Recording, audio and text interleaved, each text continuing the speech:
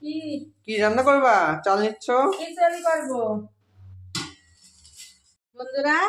এই যে আমি চাল ডাল দুটোই মানে যে মিক্স করে ফেলে দিছি, তো এখন খিচুড়ি রান্না করব, তাই চালটা হচ্ছে আমি সুন্দর করে ধুয়ে নিই। তা আজকে খিচুড়ি রান্না করব একটু অন্য কিছু দিয়ে, মানে মটরের শাক দিয়ে আজকে আমি খিচুড়ি রান্না করব।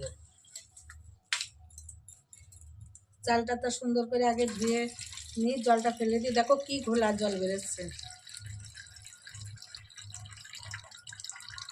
এই যে চালটা ধোয়া হয়ে গেছে।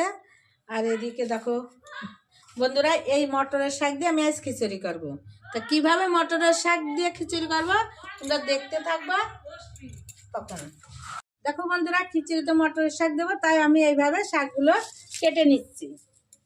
এই দেখো শাকগুলো আমার কাটা হয়ে গেছে।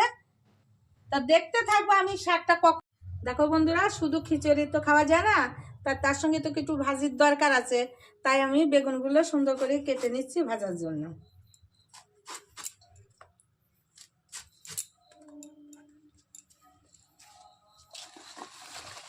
আমার বরমশাই যাবার সময় বলে গেছে শুধু খিচুড়ি করেও না, খিচুড়ির সঙ্গে আমার মানে খিচুড়ির সঙ্গে যে খাবে বলছে আমার জন্য একটু পেঁয়াজের কালি ভেজে রেখো, তাই হচ্ছে পেঁয়াজের কালিগুলো কেটে নিচ্ছি।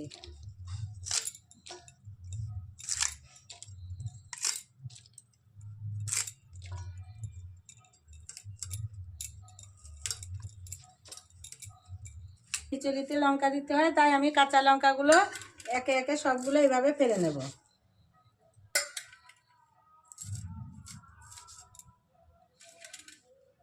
আলু ছাড়া আমাদের হবে না খাওয়া, তাই খিচুড়িতে একটু আলু দিতে হবে, বেশি করে দিতে বলেছে, তাই আমি যে আলুগুলো এখন সুন্দর করে কেটে নিচ্ছি।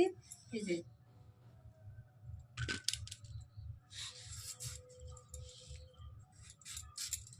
আলু ছাড়া তো কোনোটাই ভালো লাগে না, তা খিচুড়িতে আলু দিলে খিচুড়িটাও মজে ভালো। আর ছেলে খিচুড়িতে পাঁপড় ভাজা খেতে ভীষণ ভালোবাসে, তাই আমি ছেলেদের জন্য এই ছেলে মানে পাঁপড় ভাজা খান ছাড়া খিচুড়ি খাবে না, তার জন্য আমি পাঁপড়গুলো ভেজে দিচ্ছি।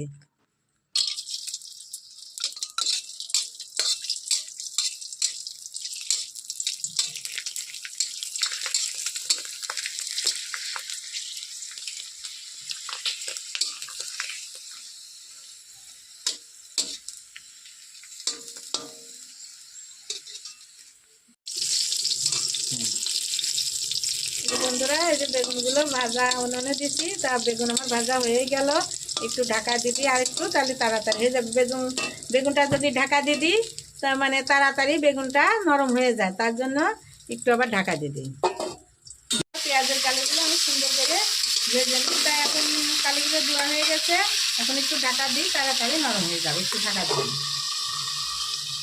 দেখো বন্ধু, আগে আলুগুলো লাল করে ভেজে নিয়েছি, তারপরে চালটা হালকা হালকা করে ভাজা হয়ে গেছে, তখন আমি এই যে এখন মটরের শাকগুলো দিয়ে দিছি। মটরের শাকটা এখন দিলে ভালো হয়, কারণ আছে একটু ভালো করে ভাজা হয়ে যায়।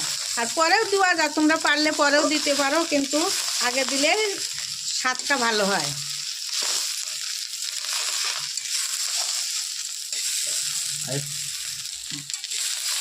শাক দেওয়া হয়ে গেছে, তা আমি আর একটু নাড়াচাড়া করে ভেজে তারপরে জল দেবো।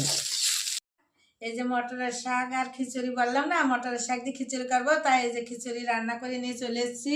দেখো শুধু শাকই দেখা যাচ্ছে ভাতের ভিতর, খিচুড়ির ভিতর।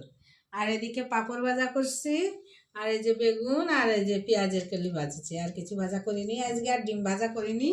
তা অনেক দিন পরে মটরের শাক দিয়ে খিচুড়ি রান্না করে খাওয়ার ইচ্ছা হলো, তাই আজ রান্না করছি। তা সবাই মিলে এখন খাওয়া দাওয়া করবো।